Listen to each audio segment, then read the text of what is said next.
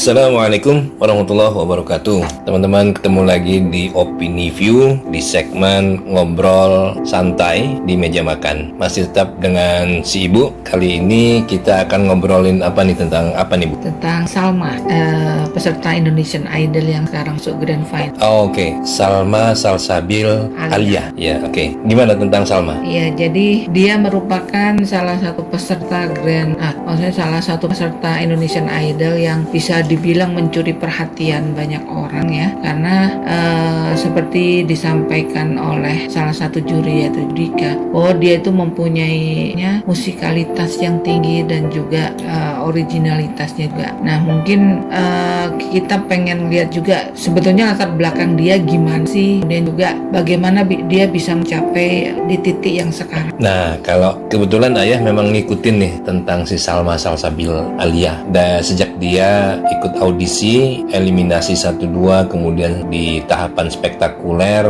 dan terakhir di showcase, dan sekarang sampai dengan dia sudah 2 besar ya, bareng dengan Nabila. Nah, ini menarik. Betul tadi yang dibilang Ibu bahwa si Judika. Nah, Judika ini sebetulnya di antara para juri, Judika ini adalah punya tingkat musikalitas yang sangat tinggi ya, karena dia juga jebolan dari Indonesian Idol, dan kita sudah tahu dia seperti seorang penyanyi yang serba bisa di segala genre.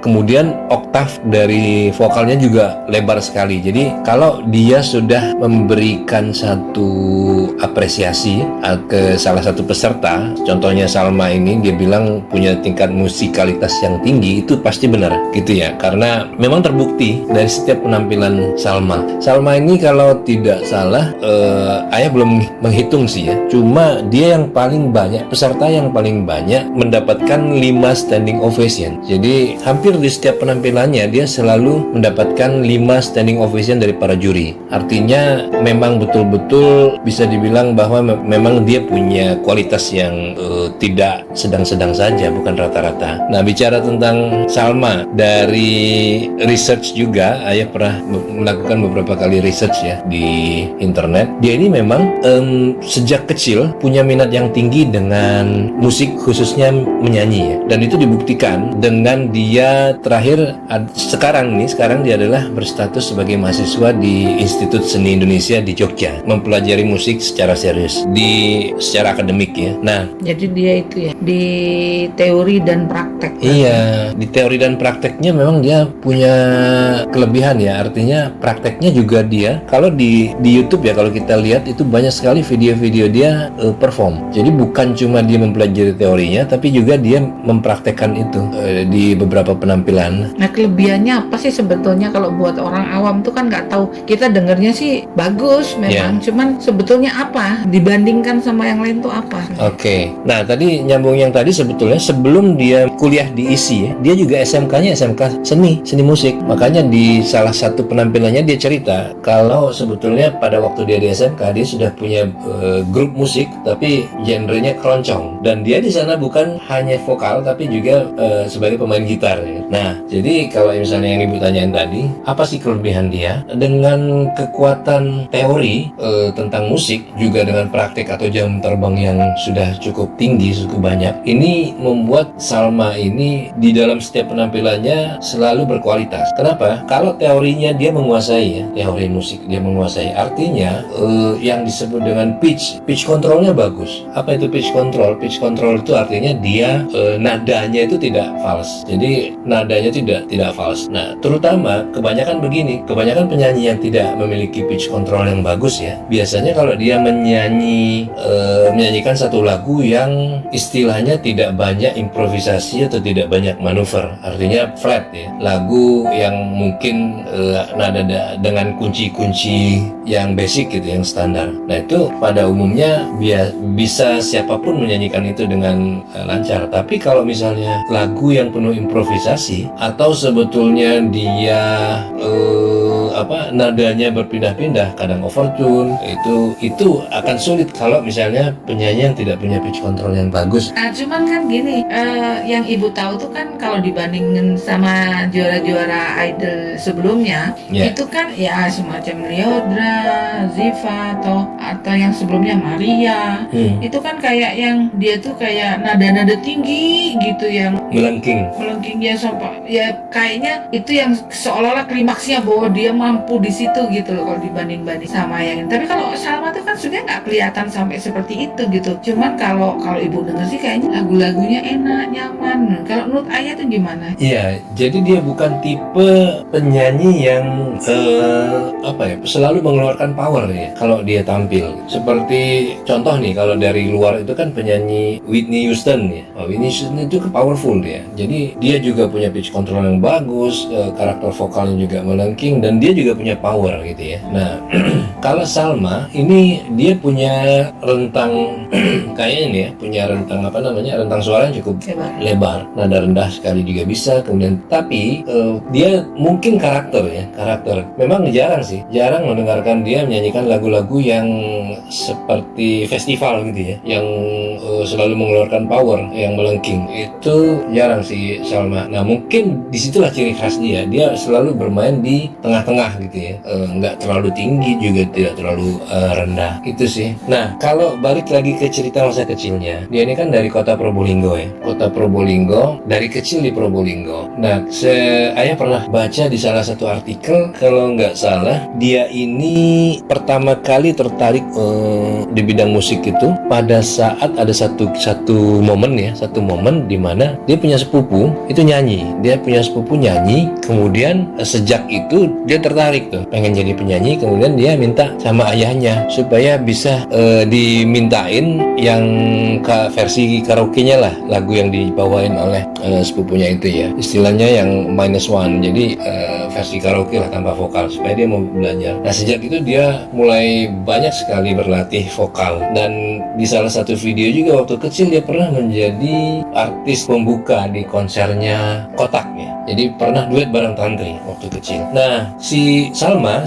ini sebetulnya aslinya itu dia penyanyi slow rock, makanya Salma ini cocok kalau membawakan lagu-lagu di Gardella, Anggun C. Sasmi ya, itu jadi lagu-lagu slow rock Indonesia zaman dulu gitu. Dan ada juga di YouTube salah satu videonya yang dia menyanyikan lagu itu. Nah, kemudian juga dia sudah terbiasa juga ada di dalam satu grup musik. Kalau dari video-video dia sudah sering mengcover beberapa lagu bareng teman-temannya, kemudian dia menjadi vokal, kemudian dia juga dalam satu grup band. Dan ceritanya juga waktu SMK kalau nggak salah dia sudah punya kelompok band yang leadernya adalah dia, karena orang tuanya waktu diwawancara di Tribun kalau nggak salah itu dia bilang memang dia mendukung sekali Salma ini, dan setelah melihat keinginan kuatnya Salma sampai akhirnya ayahnya memfasilitasi dia dengan membuatkan dia studio musik supaya Salma itu bisa menyalurkan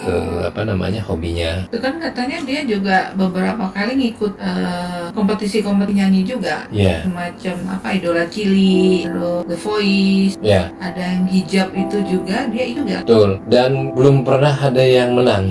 Jadi dia gagal di babak misalnya semifinal begitu ya. Dan satu-satunya yang sekarang ini yang di Indonesian Idol 2023 ini dia sudah sampai grand final, ini yang paling puncak. Makanya dia juga sempat bilang tuh teman-temannya sering ngeledek dia ya waktu itu, ngeledek dia sebagai artis nggak jadi gitu ya, karena dia banyak ikut di kompetisi nyanyi tapi belum pernah ada yang juara. Dan kalau nggak salah juga di The Voice, dia di The Voice Kids dia masuk ya, tapi The Voice yang dewasa waktu blind audition tuh nggak ada yang balik kursi jurinya, jadi gagal di awal tuh. Jadi mungkin dia memang ditempa oleh pengalaman juga. Betul, sangat. Jadi dia itu ditempa oleh pengalaman, kemudian usaha dan motivasi dia yang cukup kuat sekali di latar belakang oleh itu yang membentuk dia sampai sekarang ini. Artinya bisa dibilang jam terbang dia juga sudah tinggi. Kalau menurut Ayah sendiri gimana? Kalau kita bayangkan anak kita terus minta izin supaya dia sekolah di sekolah musik. Kalau menurut Ibu gimana pun ya walaupun walaupun sekarang udah banyak sekali artis-artis yang katakanlah secara sosial atau ekonomi berhasil, tapi kayaknya kalau jurusan musik itu kan kadang masih agak meragukan. Kalau kita berkaca sama Salma ini ya. Betul. Kalau menurut Ayah gimana? Nah ya, jadi sebetulnya terus terang salut sama orang tuanya, karena pada umumnya orang tua yang mengizinkan anaknya untuk memilih jalur musik ya sebagai pilihan karir dia ke depan itu sedikit, nggak banyak. Memang banyak contoh-contoh artis, tapi pada umumnya mereka itu orang tuanya latar belakangnya secara ekonomi mapan, atau bahkan mereka juga sebetulnya berlatar belakang dari dunia hiburan, entah penyanyi, entah pemusik gitu ya, atau mereka mapan secara ekonomi, artinya mereka tidak terlalu mengkhawatirkan anaknya untuk akan gagal. Tapi kalau misalnya orang tua yang sebetulnya bukan dari kalangan yang Ayah sebutkan tadi, tapi dia sudah berbesar hati untuk mengizinkan anaknya memilih bidang yang sebetulnya secara umum masyarakat masih melihat itu belum bisa dijadikan sebagai profesi atau karir untuk bertahan hidup kan. Nah, tapi kalau dengan situasi seperti itu orang tuanya mengizinkan bahkan mendorong, itu sangat luar biasa. Walaupun sebetulnya waktu diwawancara juga orang tuanya juga menyampaikan itu tidak mudah buat, terutama ayahnya ya, tidak mudah untuk menerima keinginan Salma itu bukan misalnya milih kuliah. Contohnya gini, di wawancara itu dia bilang begini, waktu Salma mau mendaftar di ISI di Jogja, sampai ayahnya itu mencoba berbagai cara untuk kira-kira supaya Salma berubah pikiran, bukan kuliah di ISI tapi kuliah di jurusan lain di Surabaya katanya. Sampai akhirnya ayahnya nggak bisa berbuat apa-apa lagi karena saking kuatnya keinginan Salma ya, dan terakhir dia hanya meminta komitmen dari Salma untuk serius di dalam bidang musik itu, dan dia mungkin ada beberapa hal yang mereka sepakati. Setelah itu ayahnya secara legowo akhirnya mengizinkan Salma untuk kuliah di ISI. Nah itu mungkin yang ayah lihat dari situasinya Salma ya, sebagai orang tua. Nah terus terang kalau buat kita sebagai orang tua ini juga nggak mudah. Ayah bayangkan kalau dalam posisi ayahnya Salma belum tentu akan bisa mengizinkan bersikap seperti ayahnya itu. Jadi ya memang begitulah mungkin. Tapi ya kita kalau balik itu kalau memang dia sekolahnya sesuai dengan passionnya, yang benar-benar memang dia berbakat di situ, dari dari bakat yang dipupuk ditambah dengan teori, mungkin memang hasilnya akan maksimal. Kayak si Isyana juga sama kan, sekolahnya dari kecil juga musik juga, dan memang faktanya ya karena dia berbakat, dia juga lulusan cum laude, sukses. Nah ini kan akhirnya gini grand final tinggal Salma sama Nabila. Jadi kalau menurut Ayah gimana kemungkinannya siapa yang akan bisa? Ya kalau dari sisi kualitas Salma, karena memang tadi yang barusan kita obrolin itu kan, artinya dia punya semuanya lah. Dia jam terbangnya udah tinggi, musikalitas dia tinggi, bagus, kemudian performansinya juga bagus. Bahkan dia di beberapa kesempatan itu dia bisa menciptakan lagu sendiri, ya kan, bisa bikin lagu. Hebat banget itu. Ada juga yang di penampilan minggu lalu kalau nggak salah, secara spontan pun dia bisa bikin lagu dari lirik yang di-generate oleh satu aplikasi AI itu ya. Nah dia bisa treble. Nah itu dia bisa langsung membuat notasinya, langsung menyanyikan secara spontan. Jadi dia mungkin kayak Tulus wanita. Iya bisa jadi tulusnya versi perempuan gitu. Nah dari situ seharusnya ya itu dialah yang akan menjadi pemenang nanti juara Indonesian Idol. Kecuali ada faktor lain yang mungkin kita nggak bisa lihat karena kan memang voting yang menentukan.